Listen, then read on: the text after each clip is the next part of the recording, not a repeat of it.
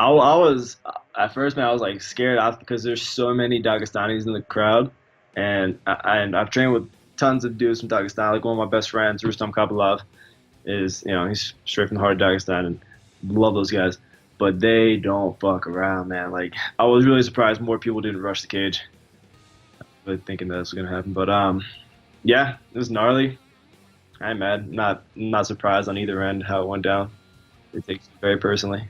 Yeah, it was crazy to see. While it was happening, I was like, man, this has never happened before. This is nuts. You know what I mean? Like, I was surprised because that's out of Khabib's character, but it was like, I don't blame him. I mean, for all the things Connor said, I know they say all is fair in fight promotion, and if that's true, I mean, then you can't really blame Khabib for having so much emotions after the fight, even though the fight's over. You got Dillon Danis yelling stuff at him, and people talking trash to him still, and I think he was just fired up and running with emotions and just hopped the cage and did something that was a little bit out of his character. But thank God it didn't end up as a huge riot, because it could have gone a lot worse than it did.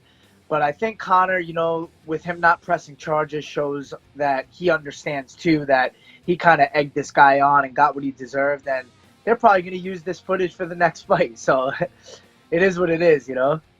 I mean, the UFC created it. You took a felony, got it on footage, and cut a promo with it, and then just let Connor do and say whatever he wanted to. So, of course, what do you expect to happen? And then, I don't know, my thoughts on it. Like, I do think there needs to be some lines kind of drawn as the bar set to get, eyes on the fight and from, like, to draw fans in. Like, the next time it's going to have to be bigger. So what's going to happen next? Like, Vitor Belfort made a post about it the following day about, we need to have guidelines because, what's gonna be next? We let this happen, then, some fighters are going to come along and he's going to want to get views. Maybe he brings a gun, to the weigh-ins or something and, flashes a gun. Which sounds crazy, but is it really? These things cannot happen. If you do these things, like, you're suspended. No questions. You don't take that and then cut it into a promo. So I do think there needs to be some boundaries set. I was just disappointed. I really was. I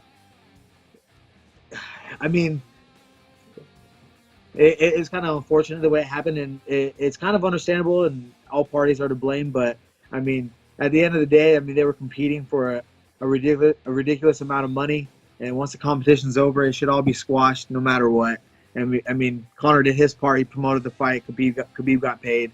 In my opinion, it should have been squashed there. But I mean, I'm not from his background. I don't see what he's seeing and through his eyes. So he's thinking something different. So I mean, I understand it, but I for the sport and as a fighter, I wish it didn't happen. That was pretty wild. I mean, at the same time, it's not unexpected given just everyone's acting like this was an isolated incident, that he just hopped over the fence for no reason, but they're forgetting all the stuff that McGregor did before that, months before. So here you have this guy who's been training hard, he's defending his belts, a lot of pressure on him, but he's been keeping all this inside. He's also kind of kept his composure during the conferences and all the trash talk and everything. And I think after his win, he was just emotional. It just all came out. And he was handling business, man. I mean, I don't know. There's two ways to look at it. The technical aspect as far as the fight. He went out there, he won. I think he dominated the fight. But then at the end, he handled business. He did what he had to do. Whether people are for it or against it, I don't think it's good for the sport. It doesn't really give us the best light. But at the end of the day, he was feeling a certain way about people talking trash about his family, his religion, and all this stuff. So he did what he had to do, man. That's it.